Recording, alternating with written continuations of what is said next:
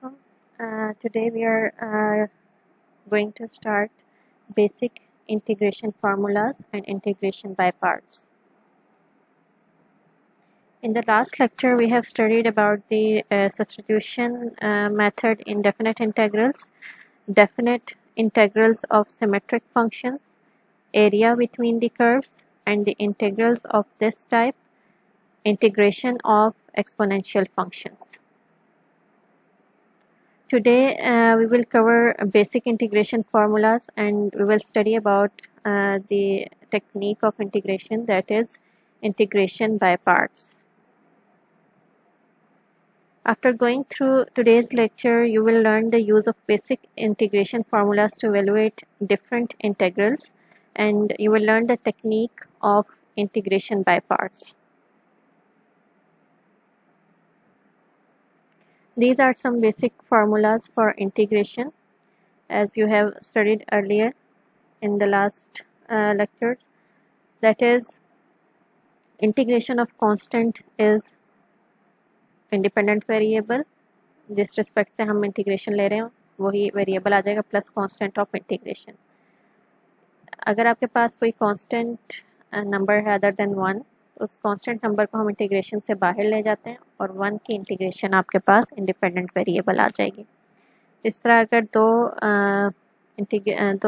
आपके पास टर्म्स का एडिशन है तो उस पर हम इंडिविजुअली इंटीग्रेशन अप्लाई करके इंटीग्रेशन फाइंड कर सकते हैं. ये आपके पास पावर रूल है कि अगर कोई आपके पास इंडिपेंडेंट वेरिएबल के पावर है other than -1, then you can integrate it as you can add 1 in its power and power will be divided by that term plus constant of integration. अगर आपके पास u की पावर -1 हो जाती है, 1 by u means u power -1, then its integration is natural log of u plus constant of integration, and these are the integration for trigonometric functions. We have studied these in the last lecture. We have proved exponential function का integration same exponential function ही होता है. This is natural exponential function. अगर आपके पास exponential function है तो same exponential function divided by natural log of its base. इसी तरह ये हाइपरबोलिक ट्रिग्नोमेट्रिक फंक्शंस की इंटीग्रेशन है, और ये हमारे पास स्क्वायर रूट में अगर आपके पास आ जाए इस टाइप की टर्म तो उसके इन्वर्स ट्रिग्नोमेट्रिक फंक्शन के फॉर्म में इंटीग्रेशन आ जाती है. We have to evaluate this integral. Now you can see here the inner function is this and its derivative is 2x minus 9, which is in the product with that function. So we can use substitution method. u को हम inside function ले लेंगे x square minus 9x plus 1, और इसका derivative हमारे पास 2x minus 9 dx आ जाता है. ये वाला सारा जो पार्ट है, दिस इज du. तो हमारा इंटीग्रेशन बहुत ही सिंपल हो जाता है. u में ट्रांसफॉर्म होके ये हमारे पास इंटीग्रेशन. अब इस पर हम पावर रूल यूज़ करेंगे, u की पावर -1/2. ठीक है, पावर में 1 ऐड हो गया और जो भी पावर आई उससे डिवाइड हो गया प्लस कांस्टेंट ऑफ इंटीग्रेशन. अब हमारा ओरिजिनल जो क्वेश्चन है वो इन टर्म्स ऑफ x है, तो हमें आंसर भी इन टर्म्स ऑफ x देना है. तो u को हम एक्सप्रेस कर देंगे इन टर्म्स ऑफ x, जो हमने यहाँ पे एक्सप्रेस इसको सब्सटीट्यूट किया था. तो ये हमारे पास हो जाएगा, u की जगह हमने इसकी वैल्यू सब्सटीट्यूट कर दी. So this is the answer for the given integral. Now we have to evaluate this integral. यहाँ पे देखें इनसाइड फंक्शन आपके पास 8x माइनस एक्स स्क्वायर है. इसका डेरिवेटिव आपके पास -2x प्लस 8 है, जो के साथ मल्टीप्लाई नहीं हो रहा. तो इस केस में हम लोग क्या करेंगे, जो हमारे पास इनसाइड फंक्शन है 8x माइनस एक्स स्क्वायर, इसका स्क्वायर कंप्लीट करेंगे. ठीक है, स्क्वायर कंप्लीट करने के लिए हमें 16 की ज़रूरत है, तो 16 को हम ऐड भी कर देंगे और सब्ट्रैक्ट भी कर देंगे. ठीक हो गया, ये हमारे पास ये फॉर्म बन जाएगी. इसको हम इस तरह से लिख लेंगे. ठीक है, अब हम यहाँ पे सब्स्टिट्यूशन यूज़ करेंगे. ये वही जो इन्वर्स ट्रिग्नोमेट्रिक जिसके आंसर में आ रहे थे इंटीग्रेशन, तो वो वाली सब्स्टिट्यूशन हम यहाँ पे यूज़ करेंगे basically. That is a is equal to 4 here and x minus a as u। ये हम लोग u ले लेंगे और ये हमारे पास a स्क्वायर, ठीक है, ये हमारे पास u स्क्वायर हो गया, ठीक हो गया। यहाँ पे du इज़ dx, dx की वैल्यू du हो गई और यहाँ से हमारे पास a square minus u square. तो अभी हमने बेसिक फार्मूलाज में पढ़ा था this integral is equal to sine inverse of u divided by a। अब u और a की वैल्यूज़ हम यहाँ पे सब्स्टिट्यूट कर लेते हैं। u हमारे पास x माइनस a है और a की वैल्यू 4 है, सो this is the answer for the given integration. Next is expanding a power and using trigonometric inequalities. ये हमारे पास ट्रिग्नोमेट्रिक फंक्शन आ गया है। हम पहले इसका स्क्वायर, इसका डायरेक्टली तो हमारे पास कोई इंटीग्रेशन का फॉर्मूला नहीं है, तो हम इसका स्क्वायर एक्सपेंड कर देंगे। तो ये हमने इसका स्क्वायर ओपन किया। यहाँ से अब हमने टेंजेंट स्क्वायर की जगह ये आइडेंटिटी यूज़ करनी है, सीकेंट स्क्वायर माइनस 1, ठीक है। तो ये हमारे पास हो जाएगा 2, ये दो ऐड हो जाएंगे, 2 सीकेंट स्क्वायर एक्स और यहाँ से 2 secant x tangent x minus 1। अब देखें हर इंटीग्रल सिंपल हो गया है, इसको हम सॉल्व कर लेंगे। सीकेंट स्क्वायर का इंटीग्रेशन टेंजेंट एक्स होता है, सीकेंट एक्स टेंजेंट एक्स का इंटीग्रेशन सीकेंट एक्स होता है और कांस्टेंट का इंटीग्रेशन इंडिपेंडेंट वेरिएबल एक्स होता है plus constant of integration. Next यहाँ पे आपके पास डेफिनेट इंटीग्रल गिवन है और इधर आपके पास ये इनसाइड फंक्शन है। इनसाइड फंक्शन का डेरिवेटिव देखें तो आपके पास माइनस साइन, इसका डेरिवेटिव माइनस 4 साइन 4x आता है, ठीक है, जो कि साथ मौजूद नहीं है।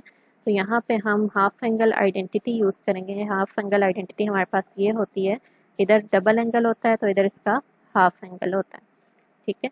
तो यहाँ से हमारे पास 1 प्लस कॉस 2 थीटा किसके इक्वल हो जाएगा, 2 कॉस स्क्वायर थीटा। अब यहाँ पे हमें 4x चाहिए, ठीक है, तो थीटा की जगह हम 2x यहाँ पे पुट कर देंगे।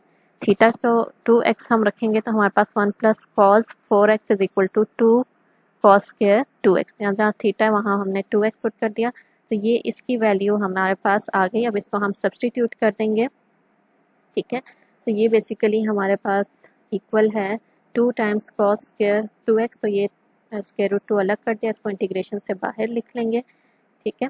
और दूसरा ये जो हमारे पास है, पहले मैंने आप लोगों को बताया हुआ है कि हमारे पास absolute value of x is equal to square root of x square के इक्वल होता है, ठीक है।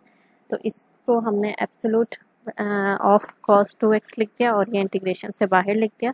अब 0 to 2 पाए हमारे पास कॉस 2x पॉजिटिव आंसर्स देता है, ठीक है, इस तरह से। तो ये हमारे पास सिंपल कॉस 2x हो जाएगा, ठीक है। कॉस 2x की इंटीग्रेशन सिंपल है आपके पास, it is sine 2x divide by 2। Cos का इंटीग्रेशन साइन होता है, साइन 2x लिखा और फिर इसका डेरिवेटिव हमारे पास क्या होता है 2, जो इसका डेरिवेटिव है उसको हम डिवाइड कर देंगे। आप यहाँ पे सब्सटीट्यूशन भी यूज़ कर सकते हैं, सब्सटीट्यूशन से भी आप इसको सॉल्व कर सकते हैं, ठीक है, अदरवाइज डायरेक्टली भी आप लोग कर सकते हैं। यहाँ पे अब हमने लिमिट अप्लाई की है। सबसे पहले हमने अपर लिमिट 5/4 पुट की है, ठीक है, माइनस लोअर लिमिट 0 पुट किया, तो ये हमारे पास आंसर आ गया। इसको हम 1 डिवाइडेड बाय स्क्वायर रूट 2 भी लिख सकते हैं, क्योंकि ये हमारे पास square root 2 divided by 2 is equal to square root 2, ये इससे कैंसिल होता है, तो 1 बाय स्क्वायर रूट 2 आपके पास आ जाता है। अच्छा, नेक्स्ट आपके पास रैशनल फंक्शन है। रैशनल फंक्शन ऐसा फंक्शन होता है जो जिसमें न्यूमरेटर और डिनोमिनेटर दोनों पॉलिनोमियल्स होते हैं। अब हमारे पास रैशनल फंक्शंस में 2 टाइप्स के फंक्शंस होते हैं। एक हमारे पास प्रॉपर फंक्शन होता है, प्रॉपर रैशनल फंक्शन होता है, एक इम्प्रॉपर रैशनल फंक्शन होता है। ये जो केस है ये इम्प्रॉपर रैशनल फंक्शन है, यानी यहाँ पे न्यूमरेटर की डिग्री 2 है और डिनोमिनेटर की डिग्री 1 है। अगर न्यूमरेटर की डिग्री डिनोमिनेटर की डिग्री से ग्रेटर हो तो it means it is improper fraction. तो इसको हम पहले प्रॉपर फ्रैक्शन में कन्वर्ट करेंगे बाय डिवाइडिंग। इसको हमने डिवाइड किया तो ये हमारे पास बन गया x minus 3 plus 6 divided by 3x plus 2। अब हम इस पर इंटीग्रेशन अप्लाई कर लेंगे, ठीक है। तो इसकी इंटीग्रेशन x² डिवाइड बाई 2, इसकी इंटीग्रेशन -3x, और यहाँ पे देखें हमारे पास ये फंक्शन है, ठीक है, इसका डेरिवेटिव 3 है, तो हम इसको 2 मल्टीप्लाई बाय 3 लिख सकते हैं। 2 को हम इंटीग्रेशन से बाहर लिख लेंगे, इसका डेरिवेटिव 3 साथ मल्टीप्लाई हो रहा है, तो इस पर हम लोग रूल अप्लाई कर देंगे, 2 natural log of 3x plus 2। ये आपके पास फंक्शन है, फंक्शन की पावर -1 है इन न्यूमरेटर, ठीक है। तो ये natural log of 3x plus 2, और साथ में ये 2 हम बाहर ले लेंगे, ठीक है, और साथ में कांस्टेंट ऑफ इंटीग्रेशन आ गया। तो इस तरह से आप सिंपल कर सकते हैं अपने रैशनल इम्प्रॉपर रैशनल फंक्शंस को। नेक्स्ट आपके पास ये है, ठीक है। इसमें देखें हम लोग इन टर्म्स को इंडिविजुअली डिवाइड कर देते हैं डिनोमिनेटर से। फर्स्ट टर्म 3x को डिवाइड किया डिनोमिनेटर से, और 2 को डिवाइड किया डिनोमिनेटर से, ठीक है। अब हम लोग पहले ये ले लेते हैं, ये वाली इंटीग्रेशन हम सॉल्व कर लें। इसके लिए हमने सब्स्टिट्यूशन ली है, u is equal to 1 minus 2x। इसका डेरिवेटिव आपके पास क्या होगा, -2x dx, ठीक है। यहाँ से x dx की वैल्यू क्या हो जाएगी, -1/2 du। अब ये हम यहाँ पे सब्स्टिट्यूट करेंगे, ठीक है। अभी हम ये फर्स्ट वाला इंटीग्रल सॉल्व कर रहे हैं, तो x dx की जगह -1/2 du, और divided by this is u divide by square root u। ये हमारा सिंपल सा हो गया इंटीग्रेशन, ठीक है। तो ये हमारे पास -3/2 और u की पावर -1/2 है, इस पर पावर रूल अप्लाई किया, ठीक है। और ये साथ में कांस्टेंट ऑफ इंटीग्रेशन है, और वापस हमने u में इसकी वैल्यू जो हमने सब्स्टिट्यूशन ली थी वो वैल्यू हमने वापस सब्स्टिट्यूट कर दी। ये हमारे पास फर्स्ट इंटीग्रल का आंसर हो गया। अब हम सेकंड इंटीग्रल को सॉल्व करेंगे। सेकंड इंटीग्रल में देखें आपके पास इसका डेरिवेटिव साथ मौजूद नहीं है, ठीक है। तो ये बेसिकली आपके पास 1 divided by square root a square minus x square वाली टर्म हमारे पास बन रही है, और ये हमारे पास होता है sign inverse of x divided by a, ठीक है। अब यहाँ पे इन पर्टिकुलर इंटीग्रेशन यहाँ पे a हमारे पास 1 है, ठीक है। तो ये हमारे पास हो जाएगा, ये 2 ये वाला 2 है, ठीक है, और ये sign inverse of x plus constant of integration. अब हम इनकी वैल्यू सब्स्टिट्यूट कर देंगे, और यहाँ पे ये जो कांस्टेंट ऑफ इंटीग्रेशन है c हमने ले लिया, क्योंकि ये कांस्टेंट ऑफ इंटीग्रेशन कांस्टेंट्स तो कुछ भी हो सकते हैं, तो इन दोनों का एडिशन हमारे पास कोई न्यू कांस्टेंट नंबर आ जाएगा। तो ये आपके पास इसकी इंटीग्रेशन का आंसर आ जाएगा। नेक्स्ट आपके पास है सीकेंट x। सीकेंट x के इंटीग्रेशन के लिए हम लोग इसको 1 से मल्टीप्लाई करेंगे, ठीक है, और 1 की जगह हम सब्स्टिट्यूट कर देंगे secant x plus tangent x divided by secant x plus tangent x। अब सीकेंट x को मल्टीप्लाई कर देते हैं ये न्यूमरेटर में जितने टर्म्स हैं, ठीक है। अब यहाँ पे हम लोग सब्स्टिट्यूशन लेंगे, u is equal to tangent x secant x, ये वैल्यू हमारे पास u हो जाएगी, ठीक है। इसका डेरिवेटिव लेंगे तो secant square x plus secant x tangent x dx, यानी जो न्यूमरेटर में जितनी भी टर्म है ये हमारे पास du हो गया। अब इसको सब्स्टिट्यूट करेंगे तो देखें कितना सिंपल हो गया हमारा इंटीग्रेशन। अब इसकी इंटीग्रेशन ले लेंगे, it is natural log of absolute value of u plus c। अब u में वापस हम लोग सब्स्टिट्यूट कर देंगे जो हमने सब्स्टिट्यूशन ली थी, tangent x plus secant x, तो ये आपके पास आ जाता है integration of secant x। Next आप लोग इंटीग्रेशन ऑफ कोसिकेंट u भी सेम इन्हीं लाइंस पे आप फाइंड कर सकते हैं, ठीक है। यहाँ पे जब आप इसी तरह कोसिकेंट x को 1 से मल्टीप्लाई करेंगे, और 1 को आपने किसके इक्वल रखना है, cosecant u plus cot u, ठीक है, यानी यहाँ पे cosecant u plus cot u divided by cosecant u plus cot u, और सेम लाइंस पे आप सॉल्व करेंगे तो इसकी ये आप लोग प्रूफ कर सकते हैं। ये आप लोगों ने खुद ही सॉल्व करना है। ये आपके पास एक्सरसाइज है, इसको आप लोग सॉल्व करें, ठीक है। इजीली सारे सॉल्व हो जाएंगे, जो हमने अभी लास्ट जितने भी पढ़े हैं उससे रिलेटेड ये एक्सरसाइज है।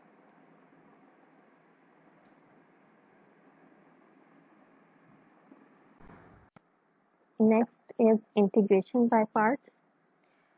इंटीग्रेशन बाय पार्ट्स की ज़रूरत हमें कब पड़ती है? इस टेक्निक को हम तब यूज़ करते हैं जब हमारे पास इंटीग्रेशन में दो ऐसे फंक्शंस का प्रोडक्ट हो जिसमें से एक फंक्शन दूसरे फंक्शन का डेरिवेटिव ना हो, यानी दोनों बिल्कुल ही सेपरेट फंक्शंस होंगे, एक दूसरे का डेरिवेटिव इसमें मौजूद ना हो। तो ऐसे फंक्शंस के लिए हम इंटीग्रेशन बाय पार्ट्स का फॉर्मूला यूज़ करते हैं, और वो फार्मूला हमारे पास इस तरह से है कि हमारे पास यहाँ पे एफ ऑफ एक्स है और साथ में जो हमारे पास दूसरा फंक्शन है वो किसी फंक्शन का डेरिवेटिव है, ठीक है। तो उसके लिए फार्मूला इस तरह से डिफाइन हुआ है, F of X G X minus integration of F prime of X G X D X. इसको हम ज़्यादा सिंपल बना सकते हैं अगर हम यहाँ पे u को ले लें एफ ऑफ एक्स और v को हम ले लें g ऑफ एक्स, ठीक है। यहाँ पे du हो जाएगा f prime of x dx and dv हमारे पास इसका डेरिवेटिव हो जाएगा g प्राइम ऑफ dx। अब यहाँ पे देखिए हम लोग इसको u और v की फॉर्म में ट्रांसफॉर्म कर देते हैं। तो यहाँ पे f of x is u, ये हमारे पास basically f of x is u, g prime of x and dx is equal to dv is equal to f of x is u, g of x is v minus integration of f prime of x dx is equal to du and gx is v। तो ये v du, तो ये हमारे पास formula बन जाता है, ठीक है। यानी हमारे पास अगर कोई भी बाय पार्ट्स का क्वेश्चन आता है तो उसमें आपने एक फंक्शन को u लेना है और दूसरे फंक्शन को dv लेना है, और फिर आपने u और v वो हम आगे देखेंगे क्वेश्चन सॉल्व करते हुए कि किस तरह से हम उसको फिर यूज़ करेंगे। अच्छा, ये वाला क्वेश्चन देख लेते हैं, दिस पार्ट। अच्छा, क्वेश्चन स्टार्ट करने से पहले मैं एक आप लोगों को तरीका बता दूं कि आप लोगों को कैसे पता चलेगा कि आप लोगों ने u क्या लेना है और dv क्या लेना है। तो उसके लिए आपने ये वर्ड याद रखना है, लेट। लेट के स्पेलिंग ये तो नहीं होते, लेकिन यहाँ पे आपने लेट के यही स्पेलिंग यूज़ करना है, ठीक है। Here L is logarithmic function, A represents algebraic function, I represents inverse trigonometric functions, T represents trigonometric functions and E represents exponential functions, ठीक है। मतलब ये जिस ऑर्डर में गिवन है आपने उसी ऑर्डर में u और dv लेना है। जिस तरह से आप वैसे ऑर्डर आप चेंज भी कर सकते हैं, ये हार्ड एंड फास्ट रूल नहीं है कि आपने इसी को फॉलो करना है, लेकिन इसको फॉलो करेंगे तो आप लोगों के पास गलती की गुंजाइश नहीं होगी, ठीक है। तो यहाँ पे देखें आपके पास x अलजेब्राइक फंक्शन है और cos x ट्रिग्नोमेट्रिक फंक्शन है। तो अलजेब्राइक फंक्शन पहले आता है, ट्रिग्नोमेट्रिक फंक्शन बाद में आ रहा है। इसका मतलब है यानी जो फर्स्ट पे आ रहा है उसको हम u लेंगे और जो सेकंड पे आ रहा है उसको हम dx के साथ मिला के dv ले लेंगे, ठीक है। इस तरह से u को हमने x ले लिया और dv हमारे पास cos x dx हो गया, ये u dv बन जाएगा। अब हमें फॉर्मूले में ज़रूरत पड़ती है du की भी और v की भी। तो du हम कैसे फाइंड करेंगे, u का डेरिवेटिव लेंगे, it is du is equal to dx, और dv से v कैसे फाइंड करेंगे, इसका इंटीग्रेशन ले लेंगे। तो इंटीग्रेशन cos x का sin x हो जाएगा, ठीक है। यहाँ पे बेसिकली अगर हम इस फॉर्मूले को फॉलो ना करें तो हम इस तरह से लेते हैं ये सब्स्टिट्यूशन कि हमारे पास dv ऐसा फंक्शन हो जिसका इंटीग्रेशन सिंपल हो, ठीक है। अगर आप इसको यूज़ करेंगे तो ज़्यादा इजी हो जाएगा आपके लिए। अब इसमें वैल्यू सब्स्टिट्यूट कर देते हैं। दिस इज ये क्वेश्चन है, इसमें बाय पार्ट्स लगाएंगे। This is u, this is v, this is v and this is du। ये हमने वैल्यूज़ यहाँ से इसमें सब्स्टिट्यूट कर दी। अब ये वाला पार्ट एज इट इज़ आ जाएगा, ठीक है। और इस पार्ट का इंटीग्रेशन लेंगे, साइन एक्स का इंटीग्रेशन कॉस एक्स होता है प्लस कांस्टेंट ऑफ इंटीग्रेशन। तो देखें कितना सिंपल आपके पास ये सॉल्व हो गया। अब नेक्स्ट क्वेश्चन की तरफ चलते हैं। Natural log of x, natural log of x आपने लिखा, ठीक है, साथ में 1 मल्टीप्लाई किया, ठीक है। अब यहाँ पे देखें 1 is algebraic function and natural log is logarithmic function, ठीक है। यानी पहले लॉगरिथमिक फंक्शन आ रहा है फिर अलजेब्राइक फंक्शन आ रहा है, यानी हमें u किसको लेना चाहिए, नेचुरल लॉग ऑफ x को, ठीक है। और dv dx हो जाएगा। ठीक है, तो u हमने नेचुरल लॉग लिया, इसका डेरिवेटिव लिया तो 1/x dx, और dv हमने dx लिया, यहाँ से v फाइंड करेंगे तो ये हमारे पास x हो जाएगा। अब इसको हम यूजिंग दिस फॉर्मूला इसमें सब्स्टिट्यूट करेंगे, तो ये हमारे पास है u और ये हमारे पास है v, यहाँ पे u v आ गया, minus v du, this is v, and 1/x dx, this is du। ठीक है, अब ये x x कैंसिल होगा, यहाँ पे 1 रह जाता है। ठीक है, इस तरह से ये एज इट इज आ जाएगा, तो 1 का इंटीग्रेशन x होता है प्लस कांस्टेंट ऑफ इंटीग्रेशन। ठीक है, तो ये इसका इंटीग्रेशन आ जाएगा यूजिंग इंटीग्रेशन बाय पार्ट्स।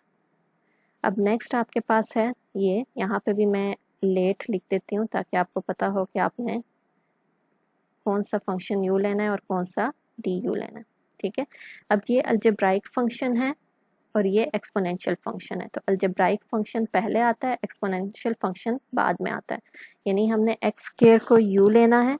ठीक है, और एक्स स्क्वायर को u ले लिया और dv हमने ये वाला पार्ट ले लिया। ठीक है, dv is equal to e power x dx। अब u का डेरिवेटिव लेंगे तो 2x dx, dv का इंटीग्रेशन लेंगे तो ये v is equal to e power x।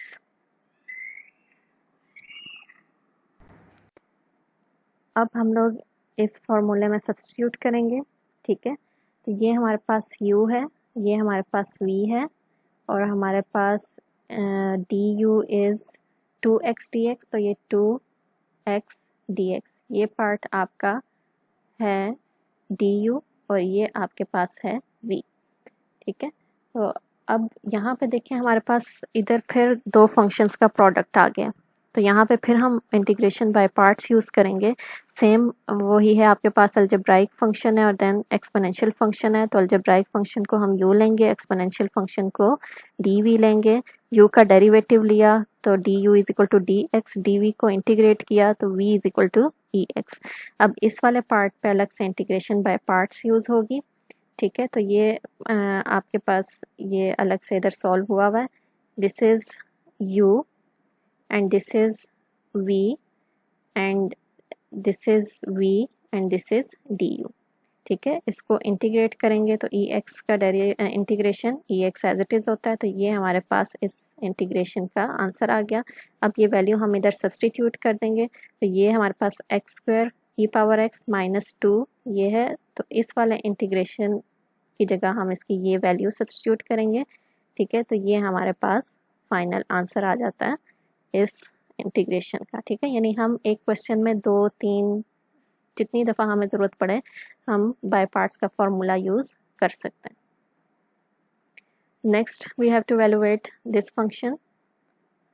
अच्छा, अब यहाँ पे देखें आपके पास एक्सपोनेंशियल फंक्शन एंड में आता है और ट्रिग्नोमेट्रिक फंक्शन उससे पहले आ रहा है।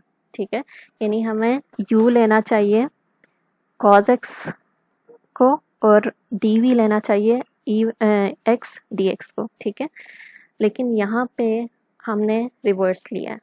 ठीक है, तो हम ये चेंज कर सकते हैं, ये कोई हार्ड एंड फास्ट रूल नहीं है।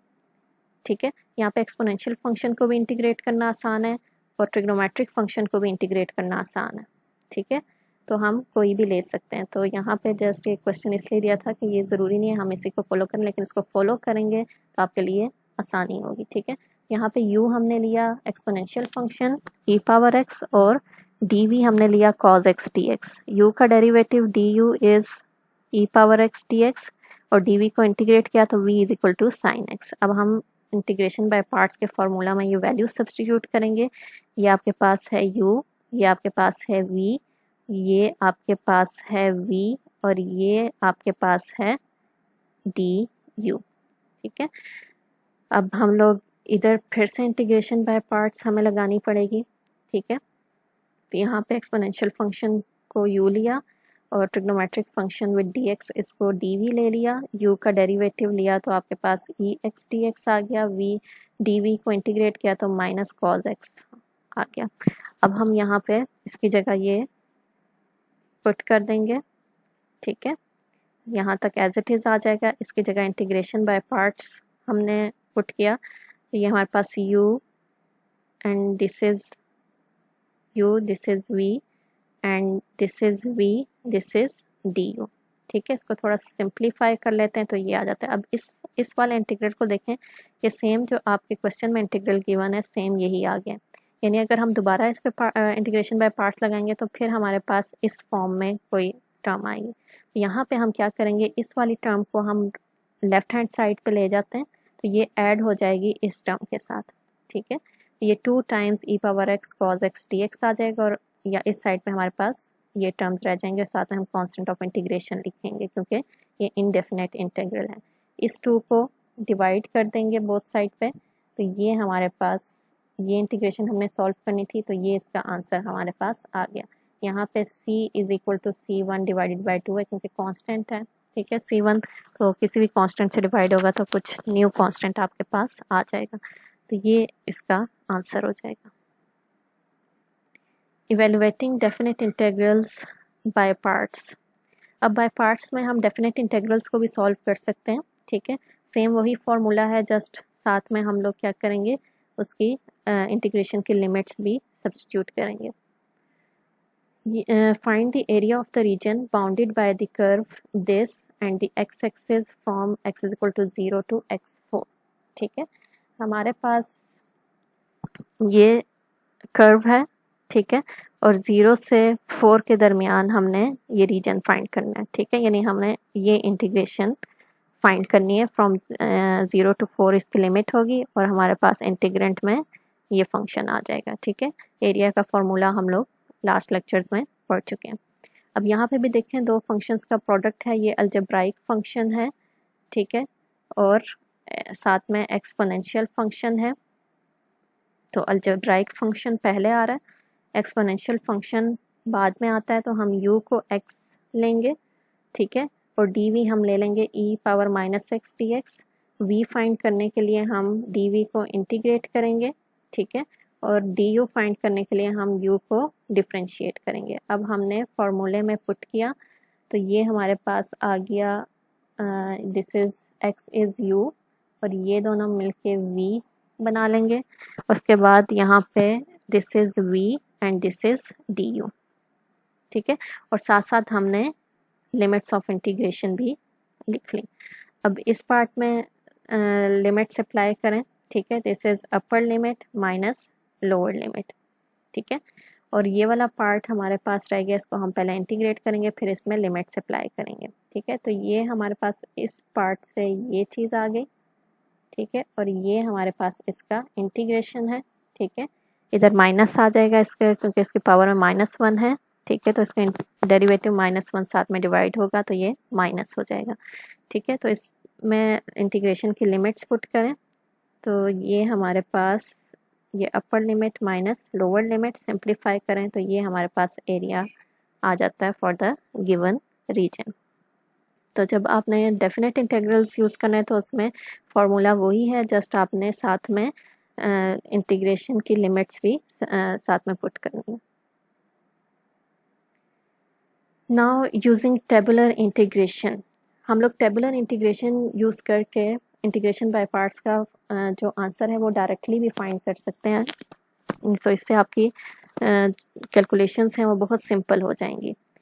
अच्छा, जो भी हमारे पास फंक्शन गिवन है, ठीक है, उसमें आपने एक फंक्शन एफ ऑफ एक्स ले लेना है और एक जी ऑफ एक्स ले लेना है। तो एफ ऑफ एक्स कौन सा लेना है और जी ऑफ एक्स कौन सा लेना है, उसके लिए अगर आप वही लेट को यूज़ करेंगे कि जो पहले आएगा उसको आपने एफ ऑफ एक्स लेना है और जो बाद में आएगा उसको जी ऑफ एक्स ले लें तो ज़्यादा बेहतर रहेगा। या आप इसको नहीं यूज़ करना चाहते तो आपने ये देखना है कि किसका इंटीग्रेशन, किस फंक्शन का ज़्यादा सिंपल है इंटीग्रेशन लेना। जिसका इंटीग्रेशन लेना सिंपल है उसको जी लें और दूसरे को एफ ले लें। ठीक है, अच्छा, अब जो फंक्शन आपने एफ लिया है उसको आपने डिफ्रेंशिएट करना है। ठीक है, एक कॉलम बनाना है, उसमें आपने एफ को के डेरिवेटिव्स लेने हैं। तब तक आपने डेरिवेटिव्स लेने हैं जब तक आंसर 0 ना आ जाए। ठीक है, सेकेंड स्टेप में आपने दूसरे कॉलम में जी ऑफ एक्स लेना है और जी ऑफ एक्स को इंटीग्रेट करते जाना है। ठीक है, एफ ऑफ एक्स के पैरेलल आपने उसको इंटीग्रेट करते जाना है। जितने आपके पास एफ ऑफ एक्स की एंट्रीज हैं उतनी जी ऑफ एक्स की एंट्रीज जब हो जाए तो आपने वहाँ पे स्टॉप कर देना है। देन आपने क्या करना है, आपने एफ ऑफ एक्स की फर्स्ट एंट्री से एरो लेना है, ठीक है, और जी ऑफ एक्स की सेकंड एंट्री की तरफ वो एरो हेड आपने यूज़ करना है, ठीक है। इसी तरह इसकी एफ ऑफ एक्स की सेकंड एंट्री को आपने कनेक्ट करना है जी ऑफ एक्स की थर्ड एंट्री से एंड सो ऑन। उसके बाद आपने हर एरो हेड को साइन असाइन करना है, ठीक है। फर्स्ट वाले को पॉजिटिव, सेकंड वाले को नेगेटिव, इसी तरह वाइस वर्सा आपने इसको साइंस अलॉट कर देने हैं हर एरो हेड को। अब आपने जो एरोज लगाए हैं, ठीक है, उस एरोज हर एरो के टेल और हेड पे जो एंट्रीज हैं उनका प्रोडक्ट लेना है और साथ में वो साइन लगाना है जो आपने उसको अलॉट किया है, ठीक है। तो आपके पास जो भी सारे एरो हेड के टेल्स और हेड की एंट्रीज को मल्टीप्लाई करके साथ साइन जो भी है वो आप लगाएंगे, तो जो भी टर्म बनेगी वो इंटीग्रेशन बाय पार्ट्स का आंसर होगा।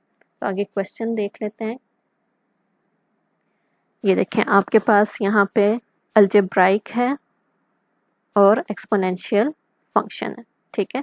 तो आपके पास अलजेब्राइक पहले आता है, एक्सपोनेंशियल बाद में आता है। हम एफ ऑफ एक्स को एक्स स्क्वायर लेंगे और जी ऑफ एक्स को ई पावर एक्स लेंगे। अब एफ ऑफ एक्स के डेरिवेटिव्स हमने इधर ले लिया, ठीक है। पहले एफ ऑफ एक्स लिखा, उसका first derivative 2x, second derivative 2 और थर्ड डेरिवेटिव 0 हो गया। यहाँ पे हमने स्टॉप कर देना है। फिर आपने जी ऑफ एक्स लिया, this is G of X, इसको इंटीग्रेट किया। एक्सपोनेंशियल फंक्शन का इंटीग्रेशन सेम आता है, आपने वहाँ पे स्टॉप करना है जहाँ पे आपने एफ ऑफ एक्स को स्टॉप किया था। अब यहाँ से आपने एरो लिया first entry of F of X towards second entry of G of X, ठीक है। इसी तरह आपने ये एरो हेड ले लिए, 3 एरो हेड, ठीक है। उसके बाद आपने इनको साइंस असाइन किए, ठीक है। फर्स्ट को पॉजिटिव देना है, फिर negative, then positive and so on, ठीक है। अब आपने एरो हेड की टेल और हेड पे जो एंट्रीज हैं उनको मल्टीप्लाई करना है और साथ वो साइन लगाना है जो आपने इसको अलॉट किया, ठीक है। तो ये हमारे पास आ जाएगा x square e power x, फिर आपके पास माइनस साइन है, माइनस साइन के साथ 2x ई पावर एक्स, उसके बाद प्लस साइन है, प्लस साइन के साथ 2 e power x plus constant of integration. तो ये देखें एक ही उसमें आपके पास डायरेक्ट आंसर आ गया। तो आप ये वाला मेथड भी यूज़ कर सकते हैं। नेक्स्ट एक क्वेश्चन इसी मेथड से कर लेते हैं। यहाँ पे आपके पास अलजेब्राइक फंक्शन है, ठीक है, और ट्रिग्नोमेट्रिक फंक्शन है। तो अलजेब्राइक फंक्शन पहले आ रहा है, ट्रिग्नोमेट्रिक फंक्शन बाद में आ रहा है। तो अलजेब्राइक फंक्शन को हम एफ ऑफ एक्स ले लेंगे, ट्रिग्नोमेट्रिक फंक्शन को हम जी ऑफ एक्स ले लेंगे। अब एफ ऑफ एक्स लिया, उसको डिफ्रेंशिएट किया आपने, ये एफ ऑफ एक्स है, ये इसके डेरिवेटिव्स लिए और वहाँ पे हमने स्टॉप किया जहाँ पे आपके पास 0 हो जाए डेरिवेटिव। उसके बाद आपने जी ऑफ एक्स लिया, जी ऑफ एक्स को इंटीग्रेट किया parallel to F of X और जहाँ पे एफ ऑफ एक्स स्टॉप किया वहाँ पे जी ऑफ एक्स के इंटीग्रेशन को स्टॉप कर दें। फिर आपने फर्स्ट एंट्री ली एफ ऑफ एक्स की, उससे एरो हेड लिया और second entry of G of X के साथ कनेक्ट कर दिया एंड सो ऑन। आपने इस तरह सारे एरो हेड्स ले लिए, हर एरो हेड को साइन असाइन किया, प्लस से आपने शुरू किया, फिर माइनस प्लस माइनस, ठीक है। अब हम लोग ये टर्म्स को मल्टीप्लाई कर देंगे, ये आ जाएगा plus x cube cos x, तो ये प्लस माइनस माइनस हो जाएगा फर्स्ट टर्म। सेकंड के साथ माइनस का साइन है, ये माइनस और ये माइनस प्लस हो जाएंगे, it is plus 3x square sine x. Next आपके पास प्लस है, plus 6x multiply by cos x. Second के साथ माइनस साइन है, ये आपके पास minus 6 sine x plus constant of integration. तो ये देखिए कितना इजीली आपके पास डायरेक्टली टेबुलर फॉर्म को यूज़ करके आपके पास इंटीग्रेशन बाय पार्ट्स का आंसर आ गया। तो आप इंटीग्रेशन बाय पार्ट्स का फॉर्मूला भी यूज़ कर सकते हैं और ये टेबुलर मेथड भी आप यूज़ कर सकते हैं इंटीग्रेशन बाय पार्ट्स यूज़ करने के लिए। ये आगे आपके पास एक्सरसाइज है इंटीग्रेशन बाय पार्ट्स की, इसको आप ट्राई करें, ठीक है। अगर कोई प्रॉब्लम आता है किसी क्वेश्चन में तो आप अपने टीचर से पूछ सकते हैं डायरेक्टली। और इसको प्रैक्टिस करें, टेबुलर फॉर्म से भी सॉल्व करें और जो फार्मूला है उससे भी सॉल्व करें। Take care of yourself. अल्लाह हाफिज़।